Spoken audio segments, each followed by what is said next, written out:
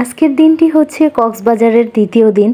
প্রথম দিন যেতে যেতে, খেতে খেতে, রেস্ট নিতে নিতে, বাচ্চাদেরকে টাইম দিতে দিতে এভাবেই সময়টা শেষ হয়ে গিয়েছিল। তো আজকে আমরা একটু ঘোরাঘুরির প্ল্যানিংয়ে আছি। এটা হচ্ছে আমি যে হোটেলে আছি সেই হোটেলের বারান্দা থেকে কক্সবাজারের ভিউটা দেখা যাচ্ছে। এটা হচ্ছে খুব সকালবেলায়, পরিবেশটা একদম শান্ত, স্নিগ্ধ, মনোমুগ্ধকর, শীতল একটা পরিবেশ। এরপরে যখন বেলা 11টা বাজে আমরা নাস্তা খেয়ে বের হয়েছি কক্সবাজারের বিচে। এটা হচ্ছে সুগন্ধা বিচ। এখানে আমরা এসেছি কিছুটা সময় ছবি তুলব, ভিডিও করব, আর বাকিটা সময় সমুদ্রে নেমে আনন্দে কাটাবো।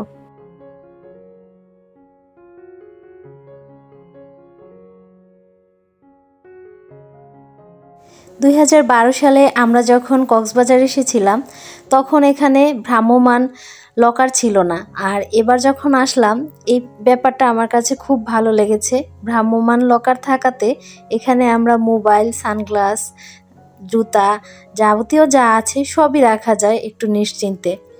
আর আগে যখন আমরা বিচে নামতাম তখন না হয় মোবাইলটা খুব ভালোভাবে প্যাকিং করে নিতে হতো, বা জুতাগুলা বালির উপরেই রেখে বিচে নামতে হতো। বিচের মধ্যে জুতা নিয়ে নামলে তো পায়ে জুতা থাকে না, সাগরের স্রোতে একদম উপরে উঠে যায়।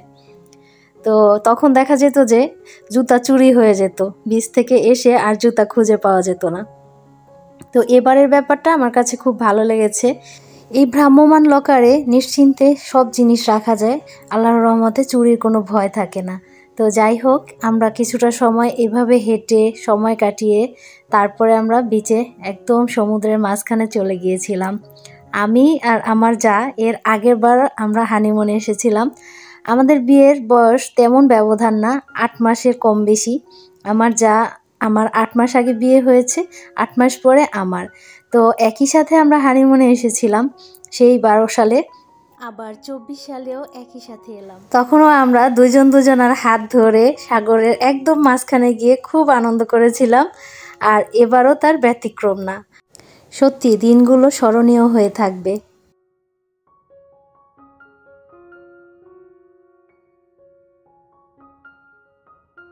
প্রথম দিন আমরা যখন এসেছিলাম সেদিন জুনু, জান্নাত দুজনেরই মাথা ব্যথা করছিল খুব, সেজন্য ওরা আর প্রথম দিন বিচে নামিনি। আর এদিক দিয়ে সোহা খুব অস্থির হয়ে গিয়েছিল বিচে আসার জন্য। তারপর সোহা আয়ানকে নিয়ে বিচে এসেছিলাম। তো সোহাকে যখন নিয়ে আমরা সমুদ্রে নেমেছি, বিচে নামার পরে সাগরে যে একটা বড় ঢেউ আসে, সেই ঢেউয়ের ধাক্কায় সোহা খুব বেশি ভয় পেয়ে গিয়েছিল। এরপর থেকে সোহাকে আর কিছুতেই পানিতে নামানো যায়নি। আমরা যতবার পানিতে নেমেছি সোহা আমাদেরকে বারে বারে ডেকে ডেকে পাড়ে নিয়ে যাচ্ছে। তো আমরা যতক্ষণ ভিজছিলাম ততক্ষণ বাচ্চাদের কাছে কেউ না কেউ একজন বড়দেরকে থাকতে হয়েছে, আর সবাই আমরা পানিতে নেমেছি। তো এইভাবেই সময় কাটাতে হয়েছে। সোহা আর জুনু খুব বেশি নার্ভাস ছিল সাগরের এত বড় বড় ঢেউ দেখে। বাড়িতে থাকতে ওরা সবাই অনেক প্রোগ্রাম করেছিল, কিন্তু যখন সাগর পাড়ে এসেছে, সাগরের বড় বড় ঢেউ দেখেছে, তখন ওরা একদম নার্ভাস হয়ে গিয়েছিল।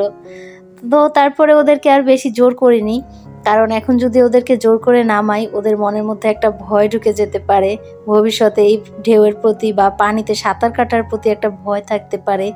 সেজন্য ওদেরকে আর বেশি জোর করিনি, ওরা পাড়েই বসেছিল। সাগর পাড়ে আমরা বেশ অনেকটা সময় কাটিয়েছি, প্রায় 2 থেকে 3 ঘন্টার মতন আমরা এখানে থেকেছিলাম। এরপরে আমরা এসে পড়েছি আমাদের হোটেলে।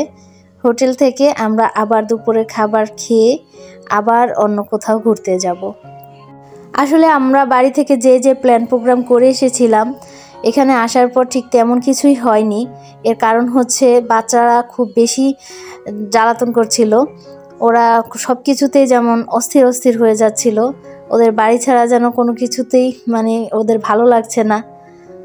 শুধু বারবার বলছিল বাড়িতে চলে যাব, বাড়িতে চলে যাব, আমার বাড়িতেই ভালো লাগে। এরকম হয়তো অনেক লং জার্নি ছিল, সেজন্য বাচ্চারা খুব বেশি নার্ভাস ছিল, ওদের কাছে বেশি একটা ভালো লাগেনি। তো এরপরে আমরা সন্ধ্যার পরে একটু বাইরে এসেছি। এখানে যে মেলার মতন দোকানগুলো বসে, এই দোকানে আমি কিছু মালা, চুলের ব্যান্ড, ব্রেসলেট এগুলো কিনেছিলাম।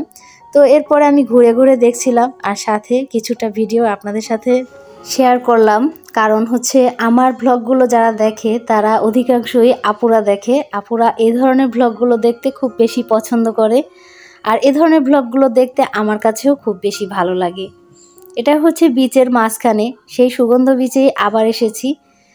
সুগন্ধ বিচের পাড়ে যে দোকানগুলো আছে সেই দোকানগুলোই এখানে আমি কিছু শামুক কেনার জন্য এসেছিলাম, কিন্তু শামুকের প্রাইস এত বেশি যা কল্পনার বাইরে।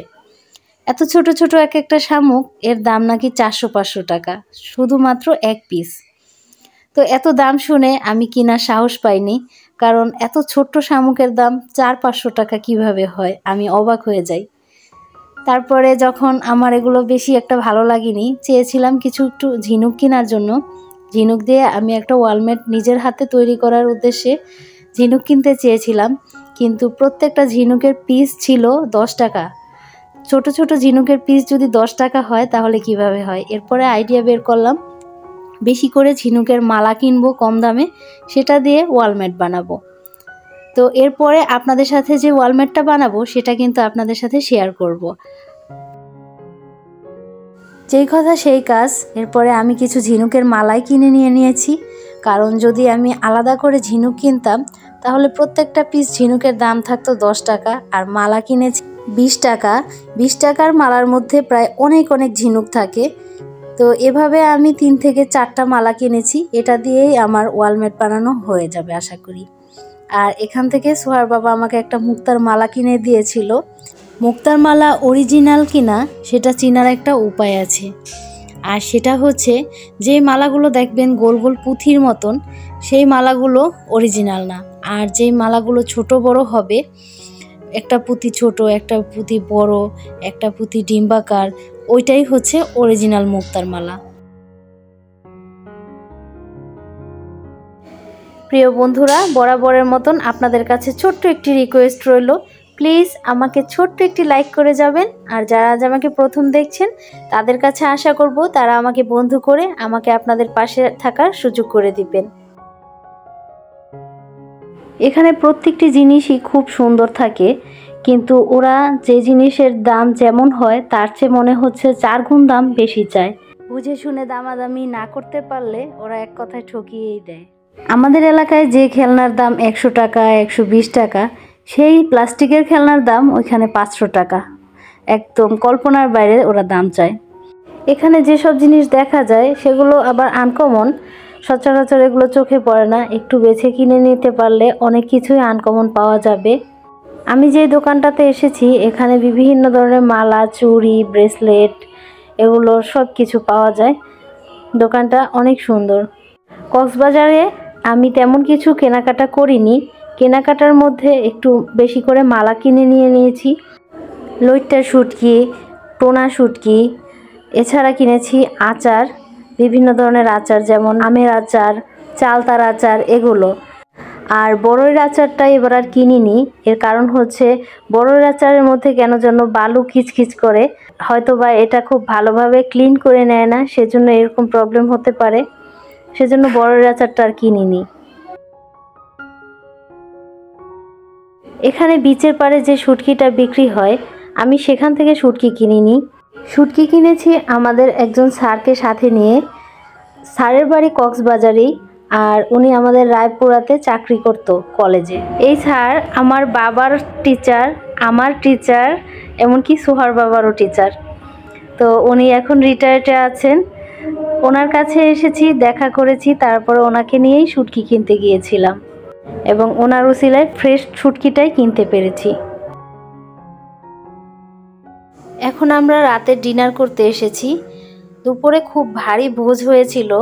আমরা পাউসি রেস্টুরেন্টে খেতে গিয়েছিলাম, আর সেখানে অনেক আইটেম ছিল। সেই খাবার খেতে খেতে প্রায় 5টা বেজে গিয়েছিল, একদম বের হয়ে দেখি সন্ধ্যা হয়ে গেছে। তো এরপরে আর তেমন কোনো ক্ষুধা ছিল না, আবার রাতের বেলা কিছু না খেলেও ভালো লাগবে না, সেজন্য এখানে পিৎজা খেতে এসেছি। এই পিৎজা হাট রেস্টুরেন্টটা মনে হয় নতুন করেছে, দেখতেই বোঝা যাচ্ছে নতুন নতুন। তো যাই হোক, এখান থেকে আমরা পিৎজা খেয়ে চলে গিয়েছিলাম আবার হোটেলে। তো এই ছিল আমার আজকে সারাদিনের ঘোরাঘুরি। আসলে 3 দিন খুবই শর্ট সময় ছিল। আমার মনে হচ্ছে এখন 1 সপ্তাহের জন্য যদি কক্সবাজার আসতাম তাহলে ঠিক হতো। আর কক্সবাজারের উদ্দেশ্যে আপনাদের সাথে কিছু কথা আমার বলার আছে। অনেকেই আমাকে প্রশ্ন করেছিলেন যদি আমরা কক্সবাজারে ফ্যামিলি নিয়ে আসি তাহলে ফ্যামিলি নিয়ে হোটেলে থাকার খরচটা কেমন হতে পারে। তো এক্ষেত্রে আমি বলবো মাঝারি প্রাইসের মধ্যে যে হোটেলগুলো আছে সেই ফ্যামিলি হোটেলগুলোর দাম হবে প্রায় 4 থেকে 5,000 কি 5,500-এর মধ্যে। কারণ এখন হচ্ছে কক্সবাজারে পুরো একটা সিজনের সময়, এখন এই সময়টা সব কিছুর দাম একটু বেশিই থাকে। আর ঢাকা থেকে কক্সবাজার পর্যন্ত যেতে প্রায় 5,000 টাকার মতন লেগেছে। আমরা 2 ফ্যামিলি প্রায় 10,000 টাকা 2 কেবিন নিয়ে নিয়েছিলাম। যদি ঢাকা টু কক্সবাজার পুরোটা সময় জুড়ে নিতে পারতাম তাহলে সবচেয়ে বেশি বেটার হতো। তো কিছুই করার ছিল না, টিকিট ছিল না, সেজন্য যেতে পারিনি। তো এই ছিল আমার আজকের ভিডিও। দেখা হচ্ছে এর পরের ভিডিওতে। সবার সুস্বাস্থ্য কামনায় আজ আমি আপনাদের কাছ থেকে এখানেই বিদায় নিচ্ছি। সবাই ভালো থাকবেন, সুস্থ থাকবেন। আল্লাহ হাফিজ। আসসালামু আলাইকুম।